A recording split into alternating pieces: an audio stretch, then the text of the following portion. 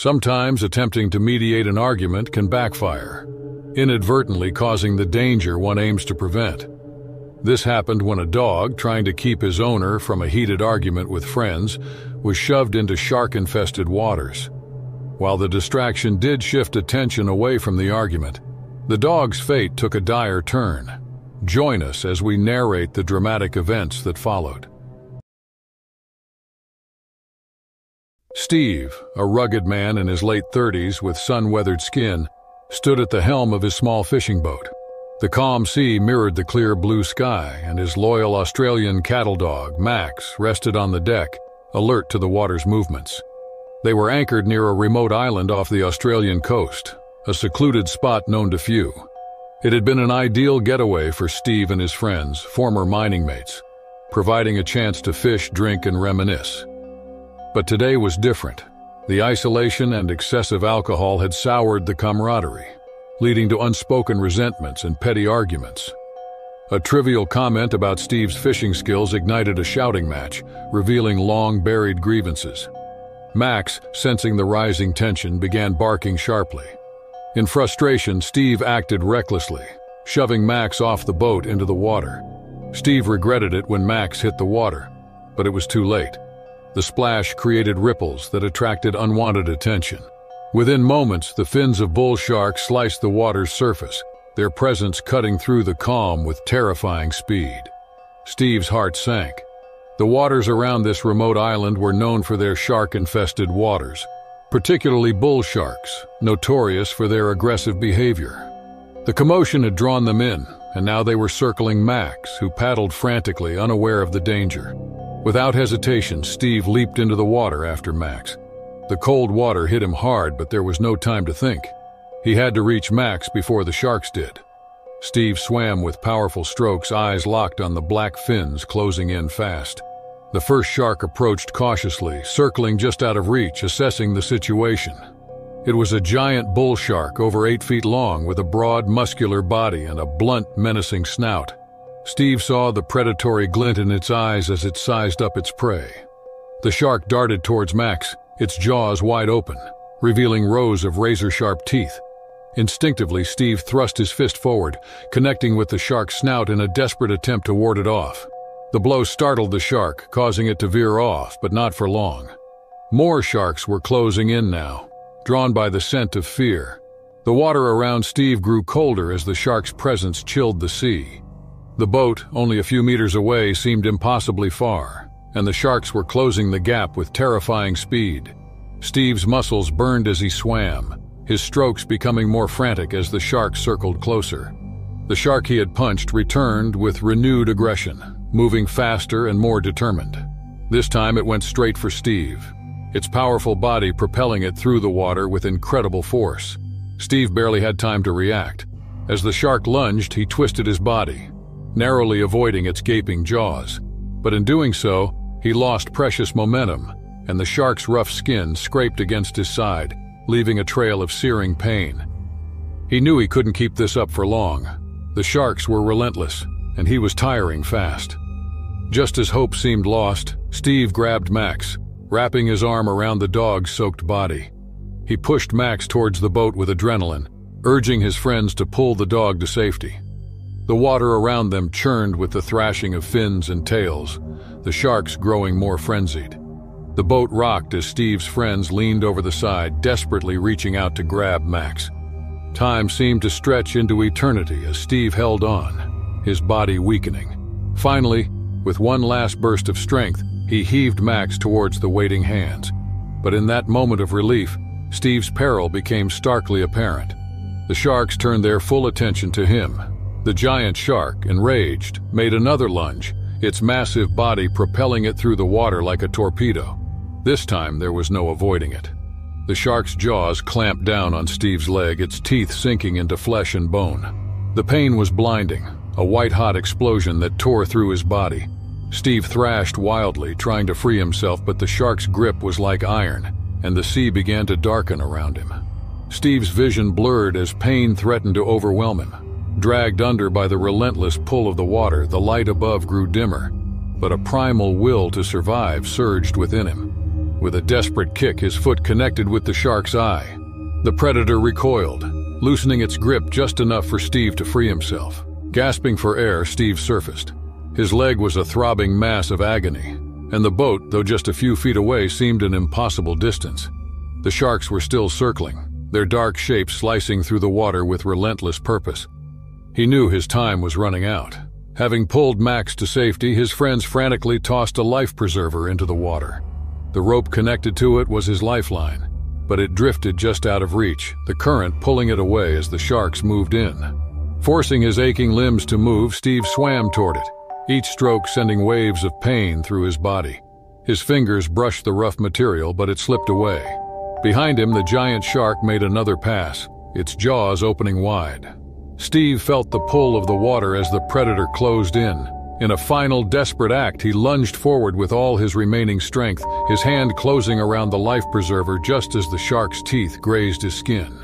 His friends hauled on the rope with all their might, pulling Steve toward the boat as the sharks thrashed in the water below. The surface churned with a frenzy of fins and blood, but Steve held on, his grip locked around the preserver, his body battered but still alive.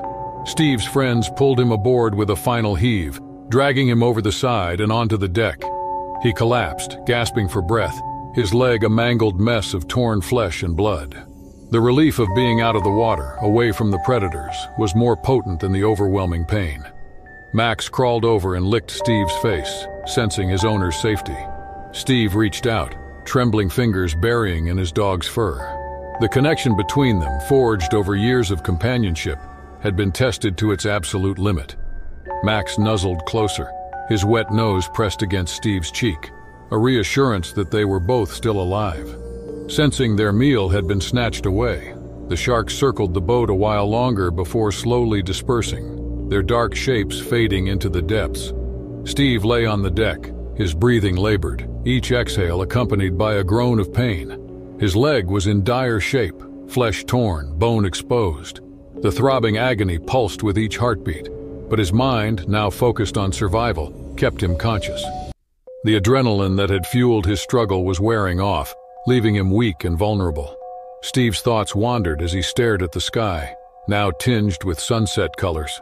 Memories of better days flashed before him, of Max as a puppy, of happier times with his friends. His regret for shoving Max into the water was now compounded by a recognition that his anger had led them to this brink of disaster. Time seemed to stretch as they waited for help, each minute feeling like an hour. The tourniquet on Steve's leg barely held back the flow of blood, and he felt his consciousness slipping. Focusing on Max, whose warmth kept him grounded, Steve fought to stay awake. His friends worked tirelessly to stabilize him, fear evident in their frantic movements. Finally, the distant sound of a helicopter's rotors broke the silence. The Coast Guard had responded, and soon a chopper appeared, growing larger and louder. The sight brought a surge of hope. A rescue basket was lowered and a medic quickly assessed Steve's condition. They moved efficiently, stabilizing his leg and preparing him for transport. As Steve was carefully lifted into the basket, Max whined, trying to follow. His friends held the dog back, and Steve, seeing Max's loyalty even after all they'd endured, felt a tear escape. Their bond had been tested and strengthened in the fires of survival. Steve was airlifted to a hospital on the mainland, where he would spend weeks recovering. The damage to his leg was severe, and doctors warned he might never regain full use of it. But Steve was alive, and so was Max. That was what mattered most. Greg paddled his kayak through the calm waters off California's coast, the sky a flawless blue above him. The rhythmic splash of his paddle and the distant calls of seagulls added to the tranquility, making him feel at peace, far from the chaos of city life. As an adventure enthusiast, Greg often found solace in such moments. Rounding a rocky outcrop, Greg spotted a group of sea lions basking on a sunlit rock. Their sleek, wet bodies glistened as they lazily sprawled, occasionally glancing around before resuming their relaxed positions. Enthralled, Greg couldn't resist paddling closer, eager to observe these creatures up close.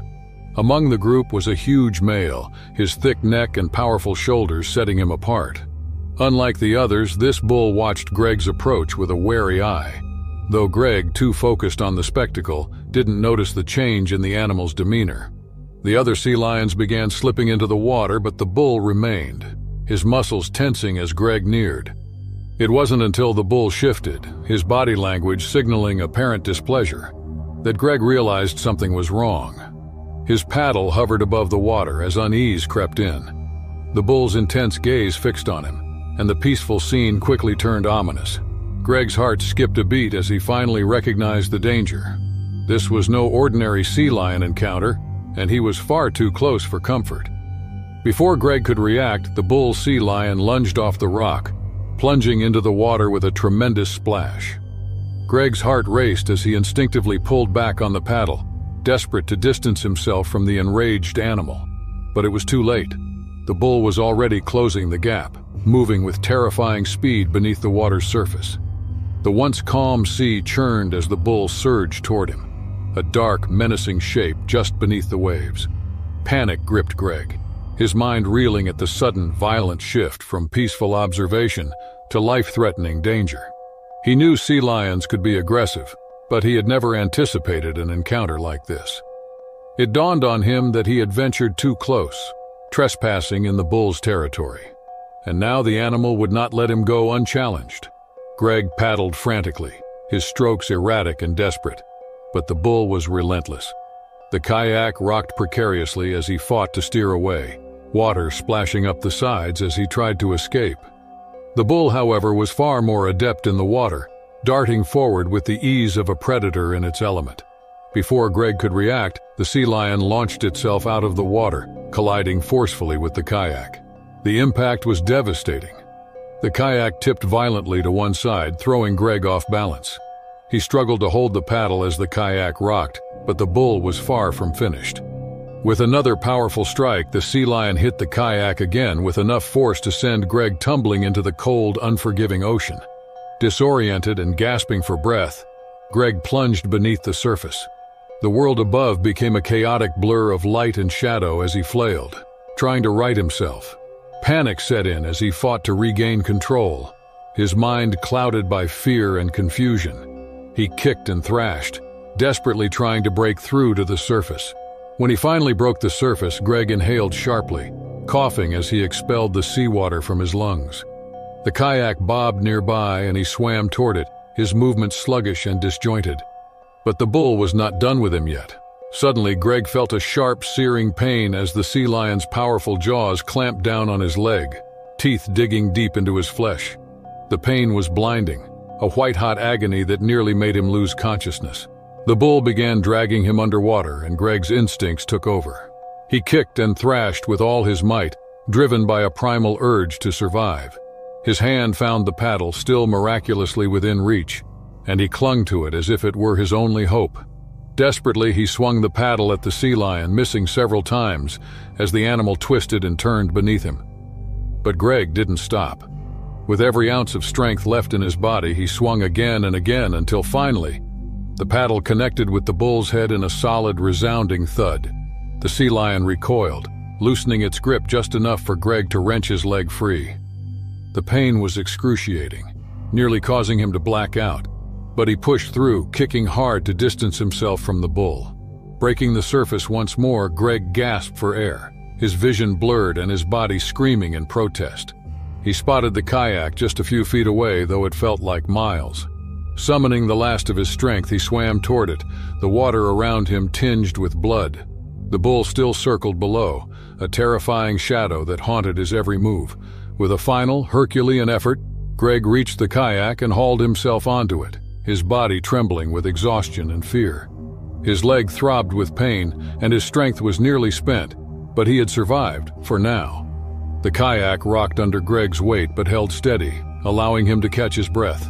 His leg bled heavily, a stark reminder of how close he had come to death. He knew he had to get out of the water, fast. The sea lion still lurked below, and Greg wasn't about to give it another chance to strike. He grabbed the paddle with shaky hands and steered away, every movement agonizing. The bull had retreated for now, but Greg knew he wasn't safe. The adrenaline that had fueled his escape faded as he paddled, leaving him lightheaded. His leg throbbed, and the shoreline seemed far away, but he forced himself to keep going, haunted by the memory of the sea lion's attack. Jessica had always dreamed of diving in Bali, eager to experience the vibrant marine life and the majestic giant manta rays.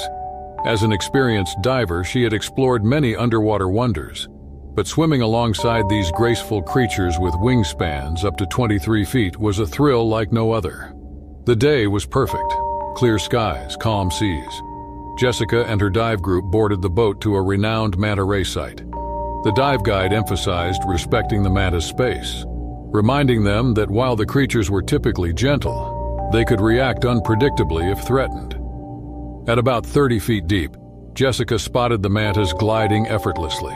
One giant ray, the biggest she had ever seen, approached with an almost regal indifference.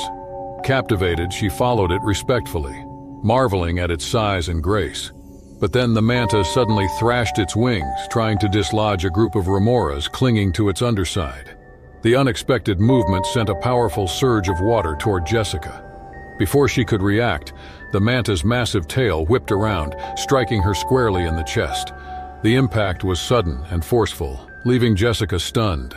The once peaceful dive had turned dangerous instantly, a stark reminder of the unpredictable nature of the ocean's creatures.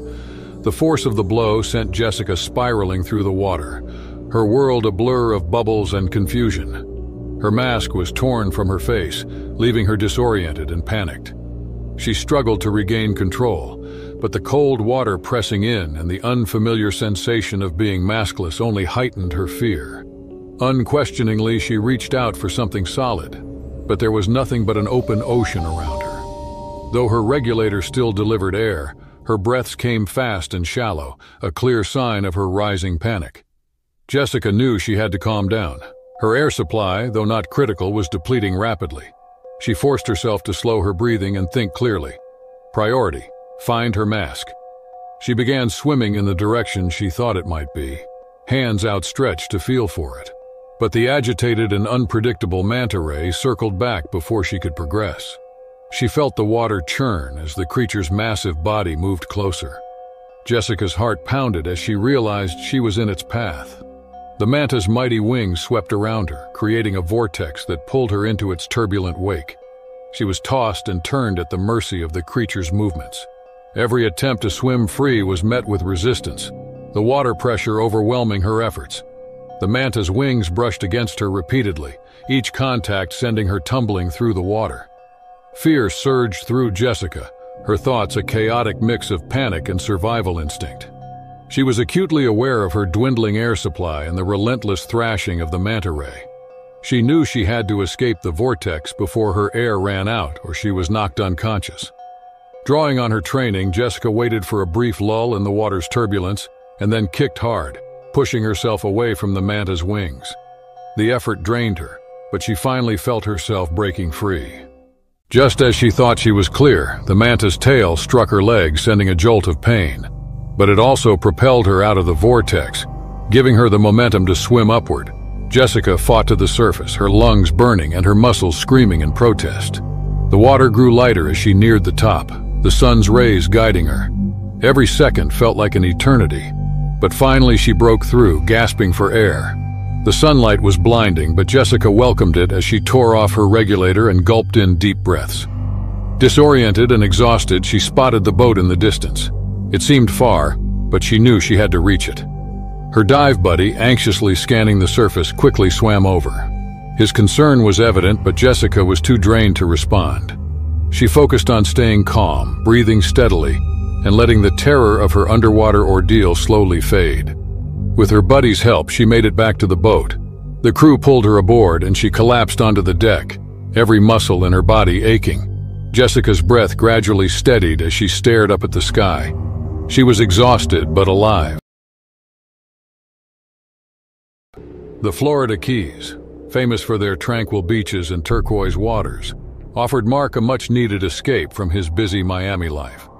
On this particular day, the sun bathed the sands in a warm golden glow, and a gentle breeze stirred the palm trees. Lying on a striped beach towel, Mark felt the stresses of work melt away as he absorbed the serene surroundings. Feeling the sun's heat, Mark decided to cool off in the inviting ocean. He strolled to the water's edge, relishing the sensation of the calm, refreshing waves against his feet. Wading deeper, the water enveloped him like liquid silk, and he marveled at the clarity, watching small fish dart about. Mark was ultimately at ease, enjoying the simplicity of nature and the freedom it brought. Unbeknownst to him, danger lay just below the surface. A stingray, camouflaged in the sandy seabed, rested motionless nearby. Hidden and blending perfectly with the ocean floor, the stingray was nearly invisible to the untrained eye. As Mark took another step, his foot landed directly on the stingray's back, startling the creature from its peaceful rest. The stingray reacted defensively instantly, lashing out with its venomous barb. The barb struck Mark's ankle lightning, producing sharp, excruciating pain. The intensity was immediate, radiating up his leg in waves of searing agony. Disoriented and gasping for breath, Mark staggered, his vision blurring as he struggled to process the sudden, overwhelming pain.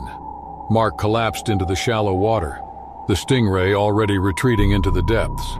The venom quickly spread through his system, intensifying the physical trauma of the wound. As he lay there, the once peaceful beach transformed into a scene of distress, with Mark desperately trying to comprehend the severity of what had just occurred, and the calm, idyllic day had taken a terrifying turn, leaving Mark vulnerable and in urgent need of help. Mark's leg convulsed in violent cramps as the stingray's venom surged through his veins, intensifying the pain with each passing second. His heart pounded erratically, the venom disrupting his body's natural rhythms. Panic gave way to dread as he realized the severity of his situation. Alone in the water, he knew he had to reach the shore before the venom could inflict more damage, or before another hidden threat emerged. Crawling through the water was agonizing. Every movement sent fresh waves of pain shooting up his leg, the muscles cramping so intensely that they might tear apart. The once soothing water now seemed to conspire against him, dragging at his limbs with every attempt to move forward. His breathing became labored, his lungs struggling to draw in air as the venom took hold. His vision narrowed, and his focus honed in on the singular task of reaching the shore. Though the beach was only a short distance away, it felt impossibly far. The uneven seabed made every inch a battle against the searing pain and the venom's relentless assault. Mark's arms, still strong, pulled at the sand, dragging his limp, uncooperative legs behind him. His thoughts were fragmented, dominated by the primal need to survive and escape the suddenly hostile water. Time seemed to stretch, each second an eternity of suffering. The sounds of the beach, the laughter of children, the calls of seagulls, became distant and irrelevant. Mark's world was reduced to pain, the sharp sting in his ankle where the barb had struck, and the deep, throbbing ache that pulsed through his leg as the venom spread. His body trembled with the effort of each movement, muscles quivering under the strain. Finally, Mark reached the shallowest part of the water, where the sea barely covered the sand. The shore was just within reach, but his body was on the verge of collapse.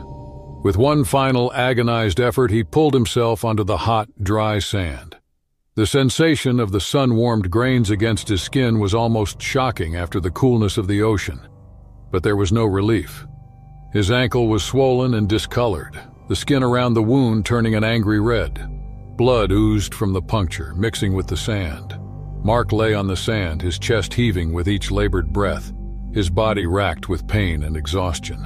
The bright sunlight glared in his eyes, making it difficult to focus. He was distantly aware of beachgoers noticing him, their relaxed conversations turning into shouts of alarm. He tried to signal for help but was too weak, his body too battered by the ordeal to respond. Within minutes, bystanders reached him, their voices urgent as they assessed the situation. Mark felt hands on his shoulders and legs, but the pain was too great, the venom too potent for him to fully grasp what was happening. His vision faded in and out, the world around him a blur of colors and sounds. He heard someone mention an ambulance, the word cutting through the haze like a lifeline. Help was on the way. As the paramedics arrived, Mark felt a strange sense of detachment, as if the events were happening to someone else. The paramedics worked quickly, assessing the wound, applying a tourniquet and administering pain relief.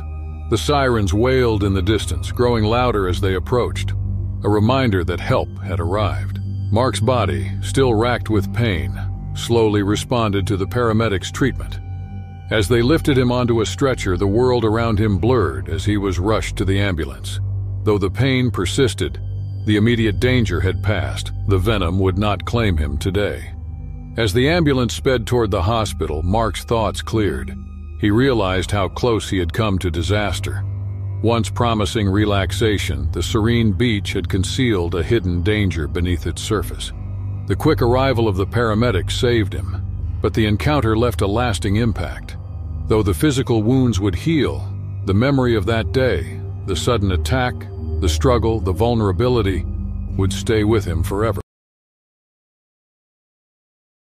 The sun barely crested the horizon, bathing the Nile River in a pale, golden light. Abdul, a seasoned fisherman, stood at the water's edge, his bare feet sinking slightly into the soft earth. For decades, the Nile had been his life, its waters providing sustenance and livelihood. This morning was no different, calm and serene, with the river's surface shimmering softly. Abdul cast his line with practiced ease, his eyes focused on the gentle ripples. The Nile, known for its affluent fish population, also harbored dangerous predators like the Nile crocodile. Though Abdul had heard the warnings, he had never encountered one and had grown complacent. As Abdul reeled in a catch, his mind drifted to the market where he would later sell his haul. He felt a tug on his line, signaling a catch, and began to reel it in, unaware of the danger creeping closer. Beneath the murky surface, a Nile crocodile, one of nature's most formidable predators, watched Abdul with cold, calculating eyes. Its robust body, camouflaged against the riverbed, moved with silent precision. Absorbed in his task, Abdul did not notice the dark shape approaching. The crocodile lunged with terrifying speed as he leaned forward to pull in his catch. Its massive jaws clamped around Abdul's leg, the pain instantaneous and overwhelming. Abdul let out a silent scream, the pressure crushing his flesh and bone. His fishing rod fell as he was yanked toward the water. Instinctively, Abdul tried to hold on to the bank, but the crocodile's grip was unrelenting. Water rushed over his feet, knees, and waist as he was dragged deeper. Desperation surged, and he thrashed, kicking the crocodile to break free.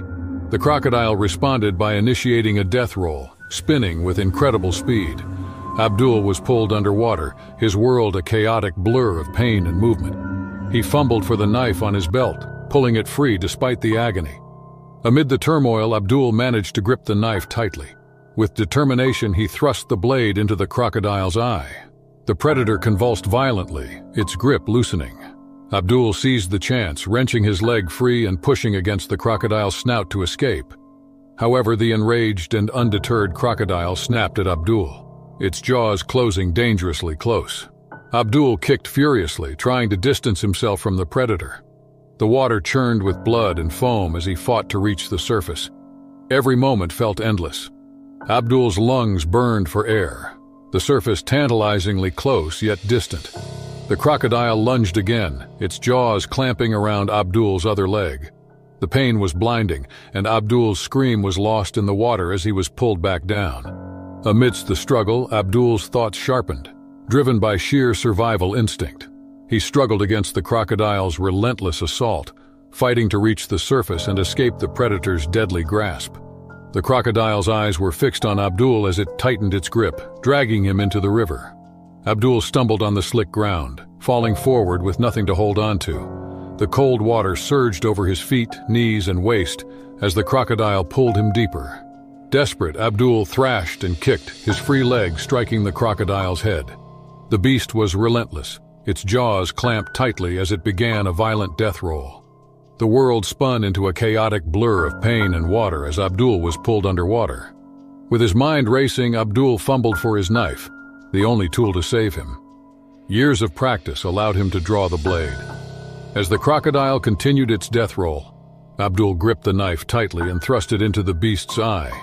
The crocodile convulsed, its grip loosening just enough for Abdul to wrench his leg free.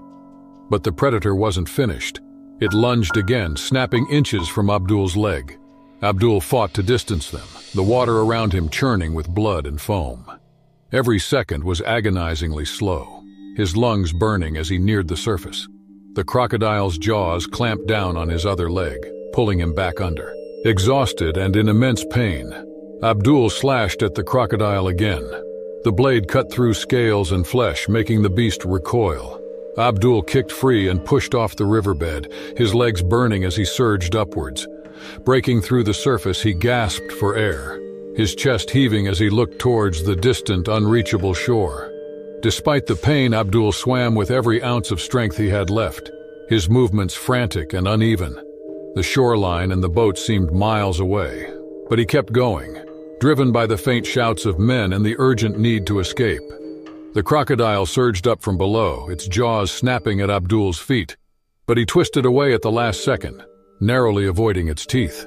The predator's frustration was palpable, its cold, calculating mind fixated on the kill. It lunged again, but this time Abdul was ready. He swung the knife with all the force he could muster, the blade cutting deep into the crocodile's snout. The beast recoiled, its jaws snapping shut just inches from Abdul's leg. The shore was closer now, the shouts louder. Abdul could see the men on the boats, their forms moving urgently as they rowed toward him. He could feel the current's pull, the river trying to drag him back. But he fought against it, his arms and legs moving with a frantic determination. The crocodile circled below, its presence a dark shadow that filled Abdul with a primal fear. But then, as quickly as it had begun, it was over. The men on the boats reached Abdul, their hands grabbing hold of him, pulling him from the water with a strength he no longer possessed. Abdul felt himself lifted, the pain in his leg a distant, throbbing ache as his body finally gave in to exhaustion. He collapsed onto the deck of the boat, his breath coming in ragged gasps, his mind a blur of relief and disbelief. The men worked quickly, their voices urgent but distant as they tended to Abdul's injuries while the boat returned to the shore. Kyle had always been drawn to the thrill of surfing. The sun-soaked beaches of his Californian hometown were his usual playground. But a new challenge called to him, one that was as dangerous as it was exhilarating. Antarctica's icy, unforgiving waters had beckoned, promising a unique surfing experience near the colossal ice shelves. Known for their beauty and treacherous conditions, these remote waters contrasted with the warm waves he was accustomed to. The journey to Antarctica was arduous, involving a series of flights and boat rides that took him through some of the planet's coldest, most isolated regions. Despite the harsh conditions, Kyle's excitement was palpable. He was well prepared for the extreme cold, wearing a specialized wetsuit designed to withstand sub-zero temperatures. But nothing could fully prepare him for the hazards that lurked beneath the surface. The day had dawned apparent, startlingly serene calm in the icy expanse. Kyle's breath formed clouds of steam in the frigid air as he suited up, the wind cutting sharply against his face. The surf was modest but promising, offering the possibility of a memorable ride amidst the stark white icebergs and the infinite blue of the ocean. With a final check of his gear and a nod to his friends aboard the nearby support boat, Kyle paddled out, his board slicing through the cold water with practiced ease. The immense, silent ice shelf loomed in the distance, a breathtaking spectacle that seemed to dwarf everything in its proximity. The solitude was profound, amplifying the crackling whispers of ice and the rhythmic splash of his paddling. As he ventured further from the boat's safety, Kyle's eyes scanned the water, admiring the surreal beauty around him. The icy blue of the water was mesmerizing and intimidating, and the occasional splintering crack from the ice shelf added a layer of unease. It was then that he noticed the leopard seal. At first, the seal's appearance was almost whimsical, a sleek, dark shape moving gracefully through the water. Leopard seals were formidable predators, but this one seemed more curious than threatening. It kept its distance, weaving in and out of Kyle's field of vision, its head occasionally breaking the surface as if trying to understand this peculiar new intruder in its territory. Kyle's focus shifted as he prepared to catch a wave. He paddled with strength, positioning himself to take advantage of the swell. Still watching, the leopard seal seemed to mirror his movements with a peculiar fascination. Kyle was aware of the seal's presence but dismissed it as a mere curiosity, an error in judgment that would soon prove dire. As Kyle turned to catch the wave, the leopard seal's curiosity transformed into something more sinister. The seal's behavior became erratic and aggressive. Its sleek form cut through the water with purpose, and it began to close the gap between itself and Kyle. The shift in the seal's demeanor was sudden and alarming, Kyle's moment of anticipation turned into terror as he felt a sudden sharp pain in his arm. The seal had lunged with surprising speed, its mighty jaws clamping around Kyle's arm. The impact was jarring, and the icy water intensified the shock of the bite. Kyle's board, once a reliable support, slipped away as he struggled to maintain his balance. The pain was searing, radiating through his body with a ferocity that stole his breath. The leopard seal, driven by instinct and predatory nature, dragged Kyle underwater. The freezing embrace of the ocean engulfed him, and the seal's forceful movements disoriented him. Panic surged through Kyle as he fought to keep his head above water, struggling against the crushing cold and the relentless pressure of the seal's bite. Desperation fueled his movements as he used his free arm to strike at the seal, the blows landing ineffectually against the thick, blubbery skin. Each strike only momentarily deterred the seal, pulling him deeper into the icy depths. The struggle was chaotic and frantic, with Kyle's attempts to push the seal away becoming increasingly desperate. The cold was omnipresent, seeping through his wetsuit and numbing his limbs. The swirling water clouded Kyle's vision, and the sensation of the seal's teeth gripping his arm was a constant, excruciating reminder of his peril. The leopard seal, accustomed to subduing its prey with brute strength, seemed determined to drag him into the darkness of the ocean floor. Amid the battle, Kyle's thoughts were a jumble of fear and survival instinct.